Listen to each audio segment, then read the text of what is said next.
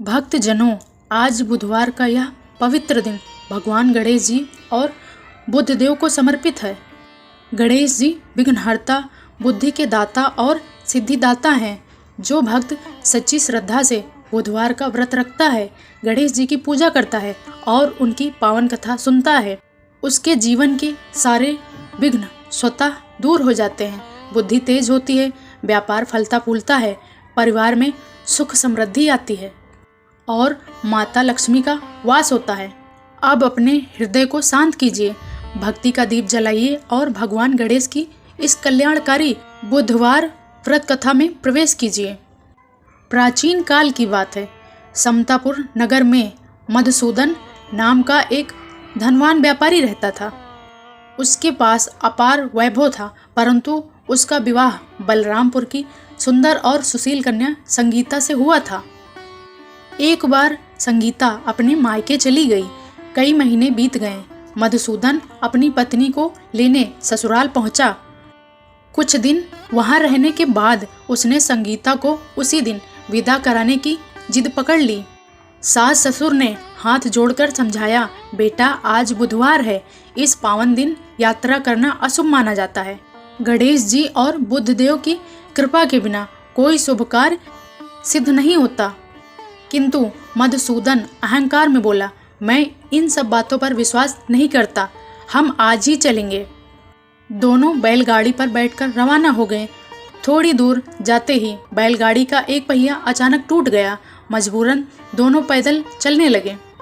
रास्ते में संगीता को भयंकर प्यास लगी। मधुसूदन ने उसे एक पेड़ के नीचे बिठाया और पानी लेने चला गया।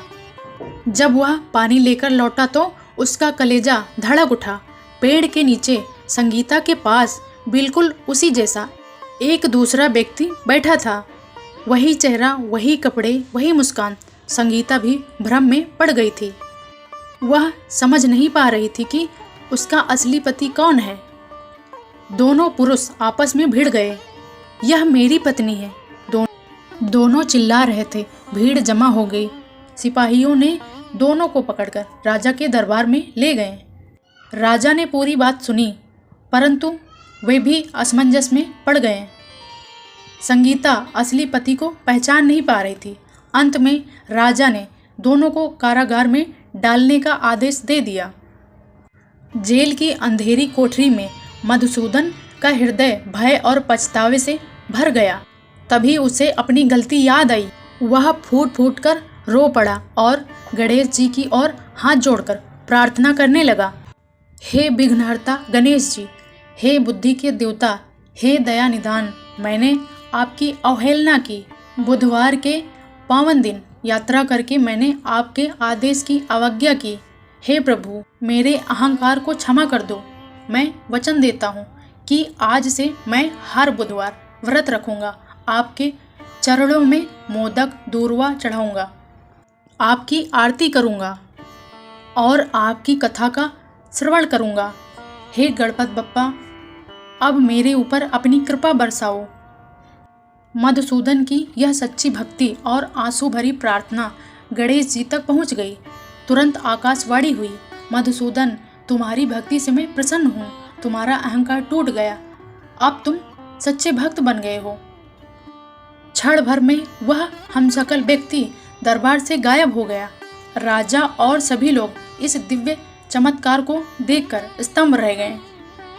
गणेश जी की कृपा से बैलगाड़ी का टूटा पहिया भी जादुई रूप से जुड़ गया। दोनों पति पत्नी सम्मान पूर्वक विदा किए गए। घर पहुंचते ही मधुसूदन और संगीता ने पूर्ण श्रद्धा से बुधवार का व्रत शुरू किया। हर बुधवार वे गणेश जी की मूर्ति के सामने मोदक, लड्डू, दूर्वा चढ़ाते, गणेश चालीसा का पाठ करते और इस पावन कथा का श्रवण करते। उनके जीवन में अपार सुख समृद्धि छा गई। व्यापार में अपूर्व उन्नति हुई। परिवार में खुशियां बरसने लगी। हर विघ्न स्वतः दूर होने लगा। भक्तजनों, यह कथा हर उस मनुष्य के लिए है जो अहंकारवश भगवान की मर्यादा भूलकर, गणेश जी कितने दयालु हैं, छोटी सी भूल पर भी यदि सच्चे मन से पश्चाताप और भक्ति की जाए तो वे तुरंत कृपा कर देते हैं। बुधवार को यह कथा सुनने से गणेश जी के साथ बुद्धदेव भी प्रसन्न होते हैं और जीवन के सभी दोष, बाधाएं, कष्ट मिट जाते हैं। जो भक्त पूर्ण श्रद्धा से इस कथा का श्रवण करता है, उसके जीवन में बुद्धि, विद्या, धन और शांति का वास सदैव बना रहता है। जय गणेश, जय विघ्नहर्ता, जय बुद्ध। ऐसी ही भक्ति कथा सुनने के लिए हमारे चैनल को सब्सक्राइब करें।